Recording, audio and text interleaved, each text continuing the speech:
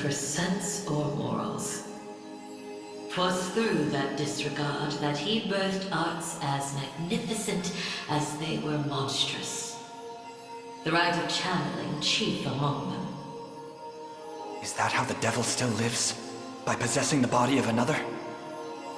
Baltro himself has no need of such trickery. While the lost souls of ancient Zenoira's people have long stood confined within the sacred grounds of the sanctuaries, Baltro has remained in the realm of the living, sustaining his twisted physical form for centuries upon end. The lone survivor of a fallen empire. But if those souls have been locked away, how exactly was he able to summon them? With the Crystal of Transference, of course. A potent medium capable of circumventing the barred gate to the beyond.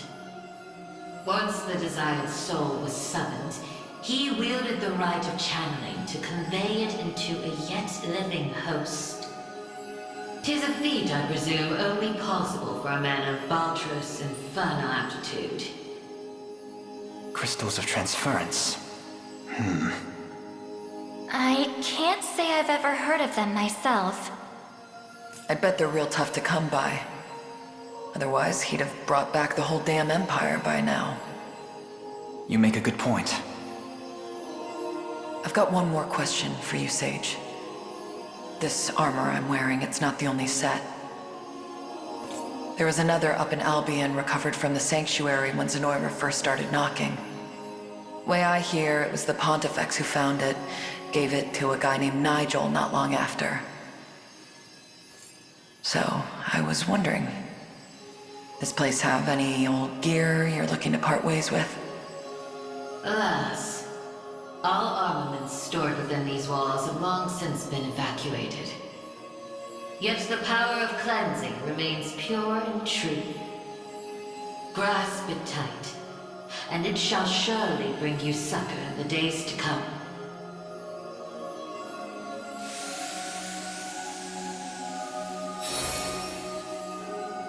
Your will is mine own, righteous Prince of Cornea. The ring's gotten stronger, Elaine. I can feel it. Ringbearer, the sanctuaries of Fefrith further seek your call. Deliver your presence unto each in turn, that we may aid you when the fated time arrives.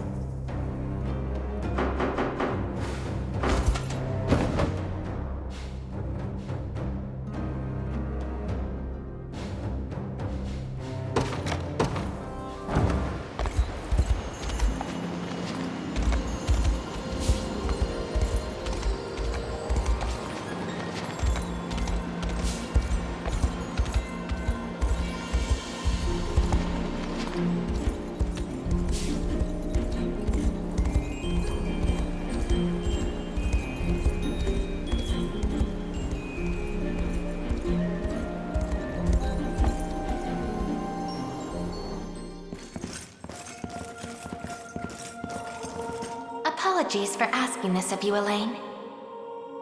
It's merely that I'd like to make an inquiry regarding the nature of these sanctuaries. Please, your presence is more than welcome. We'll ask the sage together. I'll start by offering a prayer to the sanctuary.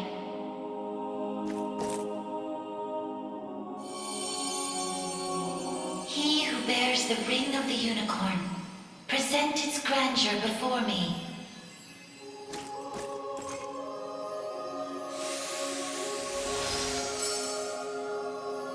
Beside you stands the Turanos of Elheim. The ring of the unicorn would remain ever bound were it not for you. Or for your ancestors, who conveyed the rite of covenant through a great many generations. For that, you have my utmost gratitude. 'Tis a kindness I scarcely deserve, O wise sage. But if I may, I wish to ask a question of you. For what purpose were these sanctuaries constructed?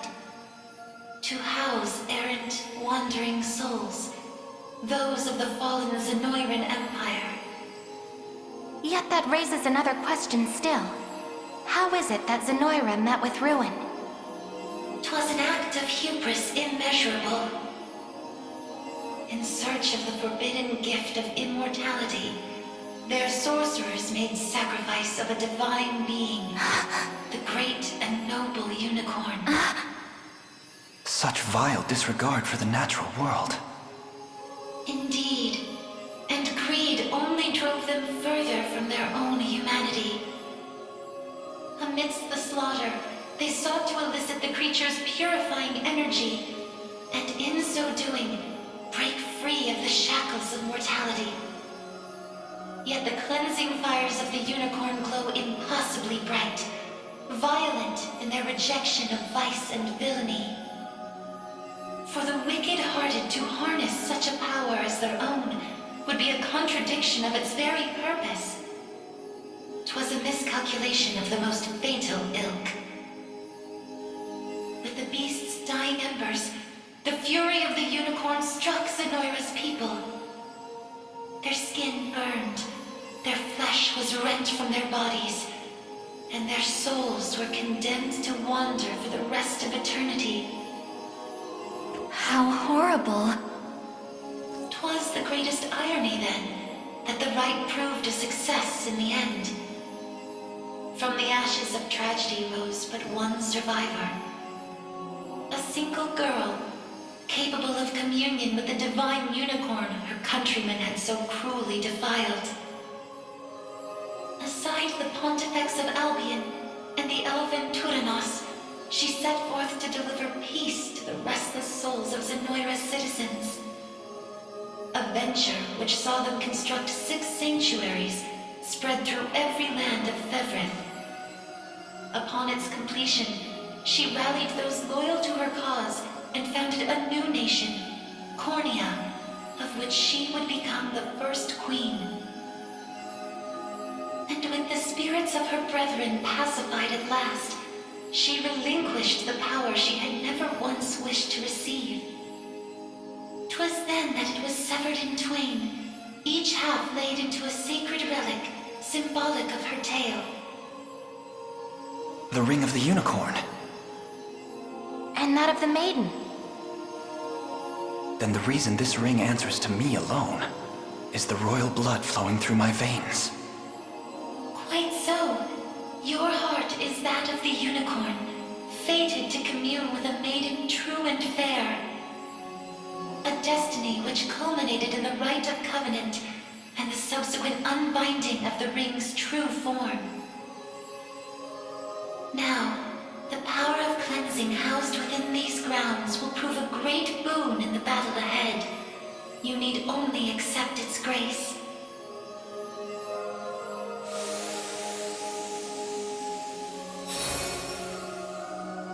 Your will is mine own, righteous Prince of Cornea. The ring's gotten stronger, Elaine. I can feel it. Ringbearer, the sanctuaries of Fevrid further seek your call. Deliver your presence unto each in turn, that we may aid you when the fated time arrives.